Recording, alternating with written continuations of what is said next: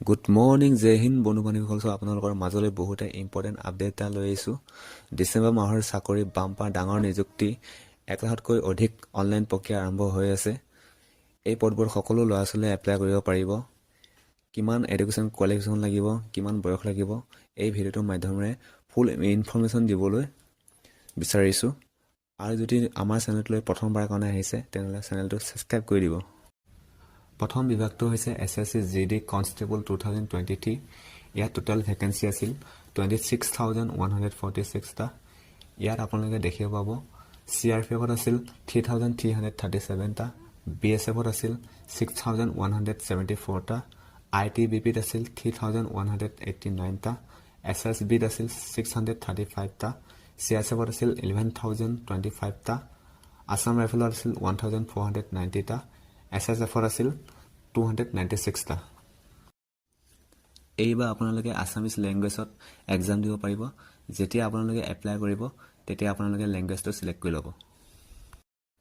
Application start হৈছিল 24 নৱেম্বৰ 2023 আৰু ইয়াৰ last date হৈছে 31 ডিচেম্বৰ 2023 আৰু ইয়াৰ এক্সাম ডেট হৈছে ফেব্ৰুৱাৰী মাৰ্চ 2024ত এক্সাম হ'ব। গতিকে আপোনালোকে আজিৰ ভিতৰতে এপ্লাইটো কৰিব চেষ্টা কৰক। পৰাপক্ষত আপোনালোকে মৰ্ণিং বা নাইটত কৰিব চেষ্টা কৰিব এপ্লাইটো। এনেতো চাৰ্ভাৰ ডাউন হৈ থাকে, গতিকে আপোনালোকে আজিৰ ভিতৰতে কৰক এপ্লাইটো। নেক্সটটো হৈছে Indian navy tradesmen mate recruitment 2023। ইয়াৰ এপ্লাই লাষ্ট ডেট হৈছে 31/12/2023। এই পষ্টৰ কাৰণে আমাৰ অসমৰ সকলো ল'ৰা ছোৱালীয়ে এপ্লাই কৰিব পাৰিব। যদি আপোনালোকে ইণ্টাৰেষ্ট আছে এই পষ্টৰ কাৰণে তেনেহ'লে তলত গৈ আপোনালোকে ডিছক্ৰিপশ্যনত দিয়া আছে লিংকত গৈ আপোনালোকে ভিজিট কৰিব পাৰিব। তাৰপিছত নেক্সটটো আছিল UPSC NDA ৰিকুৱাৰমেণ্ট 2024।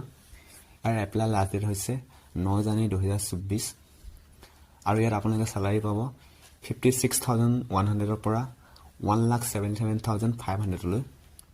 আৰু এই পষ্টৰ কাৰণে আমাৰ অসমৰ সকলো ল'ৰা ছোৱালীয়ে এপ্লাই কৰিব পাৰিব। যদি আপোনালোকে ইণ্টাৰেষ্টিং হয় এই পষ্টৰ কাৰণে তেনেহ'লে তলত দিয়া লিংকত গৈ আপোনালোকে ভিজিট কৰিব পাৰিব। নেক্সটটো হৈছে আছাম ৰাইফলছমেন GD ৰিকুৱাৰমেণ্ট 2023। ইয়াৰ এপ্লাই লাষ্ট ডেট হৈছে 28 জানুৱাৰী 2024। চেলাৰী পাব 56,000ৰ পৰা 81,900লৈ। আৰু ইয়াৰ এপ্লাই প্ৰচেছ অফলাইন যোগেদি হ'ব। আপোনালোকে অফলাইন যোগেদি ফৰ্ম ফিল আপ কৰিব লাগিব। যদি আপোনালোকে এই পষ্টৰ কাৰণে ইণ্টাৰেষ্ট হয় তেনেহ'লে তলত গৈ আপোনালোকে লিংকত ক্লিক কৰি আপোনালোকে ফৰ্ম ফিল আপ কৰিব পাৰিব।